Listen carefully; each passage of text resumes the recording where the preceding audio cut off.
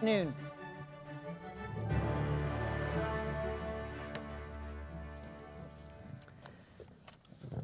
Good afternoon, everyone. On our panel today, we have Jessica de Rothschild, producer and co-chair of USA for UNHCR's Women's Committee. We've also got Suzanne Ehlers, the executive director and CEO for USA for UNHCR, and also Mary Maker, a refugee, a UNHCR Goodwill Ambassador, and co-founder of Ehlers Kakuma. Welcome everyone on stage and also in our audience and also via live stream. Welcome.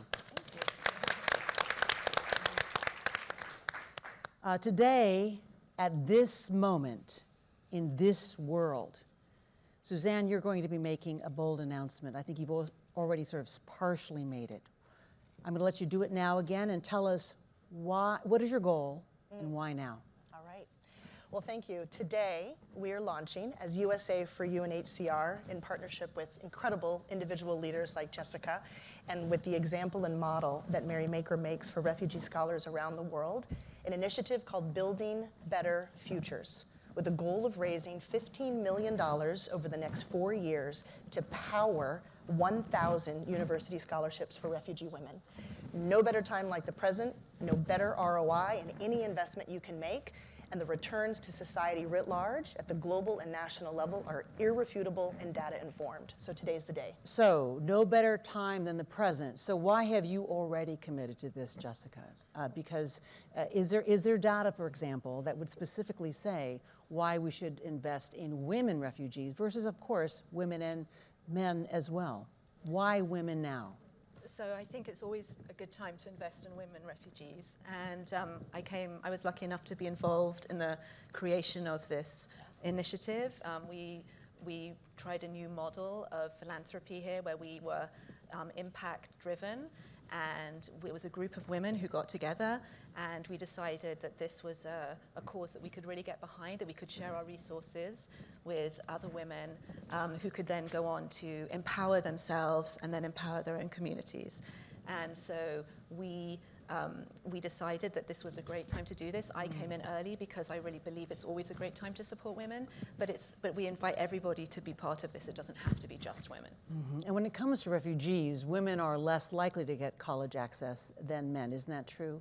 That's right. And so part of this initiative is really trying to achieve gender parity among refugee scholars, so that really have as many women scholars as men scholars among the refugee population, and really hitting that university, that tertiary level of education, because we know what it then provides to labor mobility and to the workforce. Mary, you know a lot about this because you yourself, you are a refugee. You came in while you were in college. You started your own organization that would give education to refugees from the camp in Kenya where you came from, and you've been enormously successful. What can you talk about in terms of the potential of that would be missed if these refugees did not get an access to education?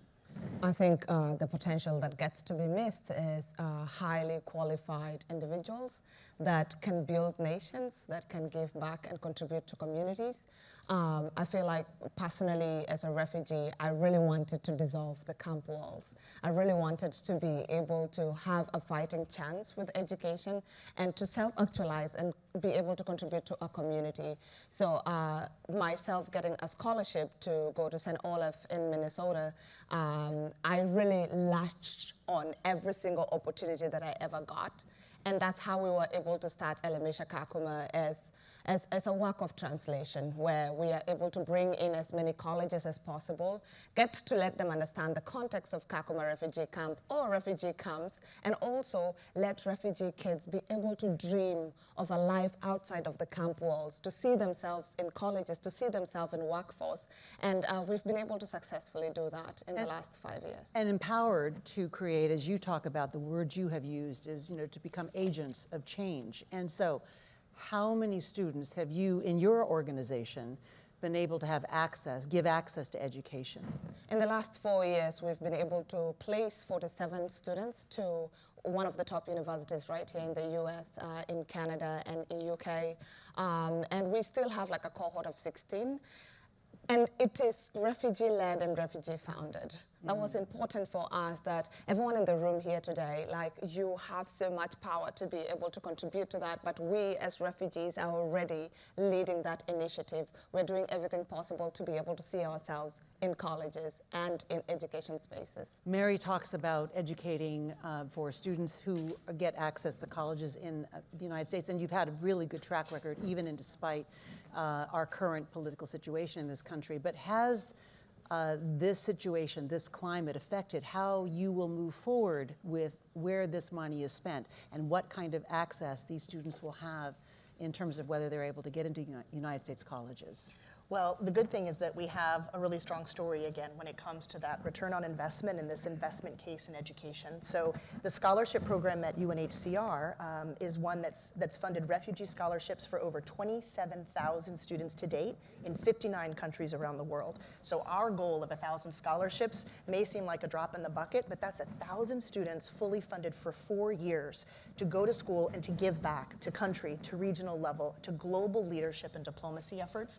So is this time in the world more challenging? Yes, in fact, applications are still strong for the scholarship, but due to funding cuts, last year in 2024, we were in a position at UNHCR to fund fewer scholarships than refugee scholars were demanding and wanting. And so I think it just puts more pressure, more onus, more energy behind our effort to mobilize the private sector, investors, banks, corporates, high net worth individuals to join the effort. Go to dinner with a group of 5 friends and decide for $15,000, you together are going to fund a 4-year scholarship for a refugee scholar who goes on to change the world, and you've played a part in that. So the moment is not easy, but we all have a challenge.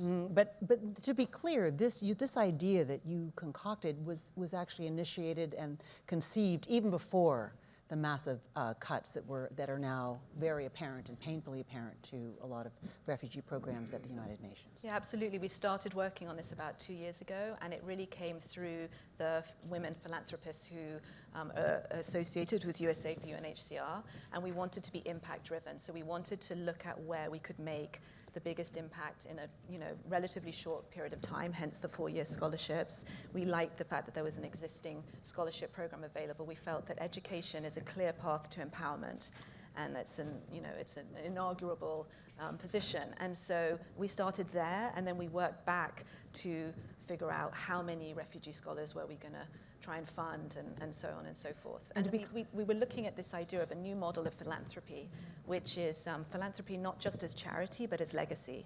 And so we wanted to try and empower this next gen of women who can then go on to, they multiply and a multiplier, and they go back into their communities like a ripple effect, and they bring back their skill sets, they bring back what they've learned, and those resources are then shared with their communities and their families. And when the political, obviously I don't want to sound too hopeful, but when the political climate in the United States changes, this does not preclude then students who are able to have access to being able to get the visas to go to college in the United States, that they would be able to also benefit through this program and go to college in the United States. Is that correct? Yes, yes. The list is 59 countries strong. So I really want people to sit not just in the United States, but around the world. Country governments and universities are opening their doors to these students. Why? Because they see the value that refugee students and scholars can make, not just to an academic institution over 4 years, but to an economy. Think of the example of so many refugees and displaced persons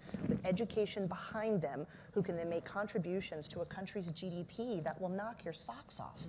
So I think that's where our focus is, and I hope that we can begin to again welcome refugees to this country for scholarships and other reasons, but we have a huge, huge community of universities and countries around the world who are doing that work now. So actually what you're really saying, and it's really interesting to dial into this conversation a little bit, because it speaks to what the United States is losing by not allowing these students in, and what other nations around the world stand to gain.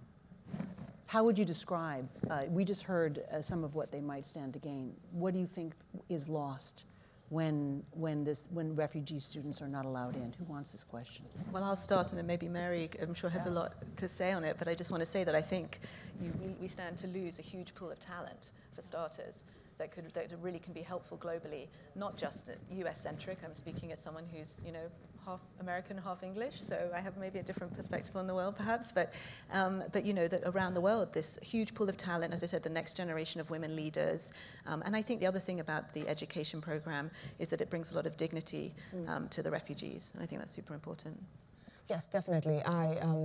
I feel like growing up in a camp, I never thought I'll ever come out of it, you know, and education was preached as this thing that education is the key, is the way out. But we as refugees, we do understand the dead end of education. And so over time, we find ourselves stuck in refugee camps or in encampment spaces. And the moment we are able to get a chance to be able to get out, we bring people along with us. We climb together, you know.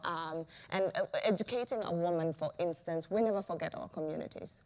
I remember when I was walking down the aisle to go grab my diploma at St. Olaf, and the amount of community members that called me like, "We graduated." I'm like, who is we? Like, and then you come to realize that you aren't the only person going to school. You are able to impact so much hope to so many other people on the ground. So the ripple effect that students get to be able to bring back, refugees come and start other organizations and programs. I have a student at University of Calgary in Canada that went back and started Kakuma Empowerment Program that currently empowers over 600 girls within the camp. See, the problem is what is lost in translation when you're not able to access tertiary education is that you are stuck in time. As policymakers are thinking of when are we going to draft out policies to be able to include refugees, you are stuck in this camp, and so marriage becomes a thing for most women, right? And it becomes this chain of poverty, and you're never able to escape it. So through education, through scholarships, through universities opening up, through investors and friends coming together to raise money, there's so much ripples that is on the background, right? And so many people that get to be affected affected by any decision that anyone gets to make. So you're talking about the impact on the students themselves. Can I just quickly ask you, with your organization, what sort of majors are you noticing that your students are choosing? Finance. When you've never seen money in your life, you really work hard to be able to bring it so that it ends almost every single thing. I'm seeing a lot of students also going into political science because we are displaced because of the political climate. I'm seeing students going into education because that was the source of them to come out. For a child of war, our education can always turn our tears of loss into a passion for peace. And so everyone is almost thinking about things that will come and save the community. I'm seeing students really interested in health, because how do you line up in a refugee camp to go get paracetamol for a different disease, right? We are hungry for opportunities, and we end up like doing majors based off the gaps that were in the camp. Food. To be hungry as a refugee, it's one of the most degrading things. So you see so many students in agriculture because they want to be able to bring food security. You see students in education because they know it is the only way out, and it is the only way that we can rebuild our countries. Because at the end of the day, I was talking to you earlier about home. We leave home, but home never leaves us. Even in this new country, home is still calling you from a distance. And so through education, through any kind of major that we get to do, the hope is that we are able to go back and we are able to give back, and there's more ripples that get to be created by that. You know, you talk about hunger, and I think it's probably, one can maybe argue in the broader definition of hunger, that this is what has driven America since its inception, to sort of want to create something that is better than what we had experienced before. And so in thinking about what you've brainstormed here, and knowing that it's a big, $15 million is a lot of money, and you've already raised a certain degree, a significant portion. What would be the amount now that you're at? Pledges in excess of $3 million. So already, before we even launched, that's a way to... So you already have pledges. So now the question is, you want obviously big pledges if we can. And I was thinking about so many people out there are struggling now, trying to figure out what do we do in this moment? How do we respond to the challenge of this time? And there's a feeling of kind of hopelessness. I can't do anything, I'm powerless. But people, as you mentioned earlier, don't have to spend $1 million to be powerful in this particular way. So how does it work exactly? How are people going to donate in smaller amounts? Well, they're going to have them reach out to USA for UNHCR and the Building Better Futures work, and we're going to figure out a way to partner with you as an individual, you as part of an institution, you as a part of a small group of investors. And the story of impact that we're going to be able to give back to you as our partners is going to be life-changing. I've been hearing that there's something maybe on your website that people can access. Is that the unrefugees.org /Building Better Futures, and we welcome any kind of outreach and participation. There's a question that has come from the audience about social media, and the question is really about safely leveraging it to promote some of these ideas about gender equality and supporting women, and also to increase funding for women. Do any of you feel like you want to address this question about how can it be leveraged, social media, to help women? I know that's a broader question than we're currently talking about, and if you don't want to talk about it, that's okay too. But I have to say, I'm sorry, that's not my area of expertise at all. Since No. I'm barely on social media. you are barely on social media. Is that a choice? Yes. That's a choice.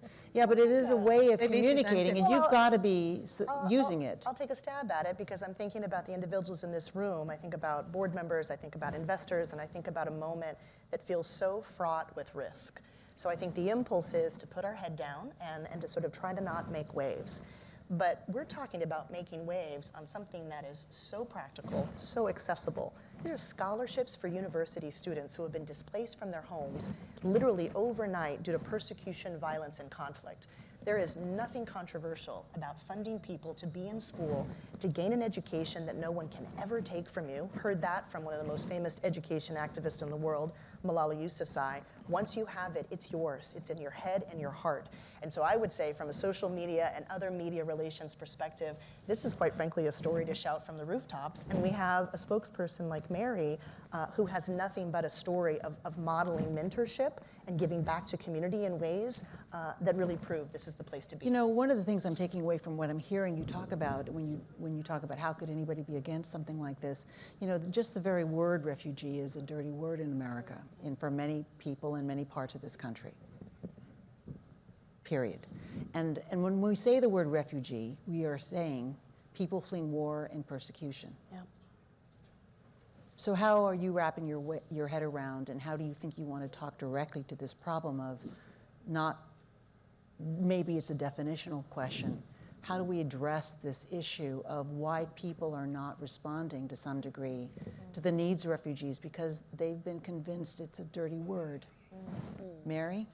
Yes, I feel like I love to quote Chimamanda everywhere that I go. Come on. Chimamanda Adichie talks about the dangers of a single story, Yeah. right? What we don't know, we fear, right? And I feel like with the refugees, like the first thing is we are constantly sharing our stories over and over again, but it will only work if you're willing to listen to me and to listen to my story. I've started rephrasing everything where I'm like, could you please invite me into your story? Let's sit down for a cup of tea and you make some croissant, I'll make like some tea or something like that. And in the process of that, you get to know who I am and I get to know you. And at the end of the day, you'll understand that anyone can be displaced. That I am you and you are me. We get to see each other. It's kind of this kind of reflection where I see myself in you and you see myself in me. That way, it becomes really easy for you to understand my context. And that displacement can always happen to anybody, right? That is the only way we end that narrative of like, how do we even, who are refugees? Why should I care about this thing? It only happens when you also see yourself in that story, where I'm not the one sharing, but you're also sharing your story with me. It is a story of pretty much every American, really, actually, but we just don't remember. How do you address the question, Suzanne? Well, at USA for UNHCR, one thing we've done over the past many years is really a focus on storytelling about those who are refugees that are living in your community, in your neighborhood, at your church, at your school, and really breaking down the barriers. We have launched a podcast just this last couple of weeks called Not Really Strangers, and is an exploration of the refugee experience through all sorts of different doors. So walking through the door of entertainment and music, walking through the door of a restaurant owner in Los Angeles, walking through the door of Cat Pat Graham, UNHCR Goodwill Ambassador, to say, tell me what home and belonging and being a stranger means, so that we can again begin to break down some of these sort of irrational fences that stand between us and a shared sense of humanity and dignity. That's how we do it. Jessica, do you want to take this? Because you have obviously dedicated for, what, 8 years now? Yeah, well, I to think obviously UNHCR. it's been answered so beautifully by my fellow panelists, but I just want to say that every single refugee that I've had the privilege to meet always says, I want to take whatever I can learn and take it back to my country when it's safe to go back. You know, I want to go back and rebuild my country. I want to go back to the land of my ancestors. You know, people want to be home. We all want our home. And I think that's a universal theme that we can all relate to. Great. Thank you so much, all three of you. Wonderful, wonderful job. Our panelists have been Mary Maker, Suzanne Ehlers, and Jessica de Rothschild. Thank you. Thank you.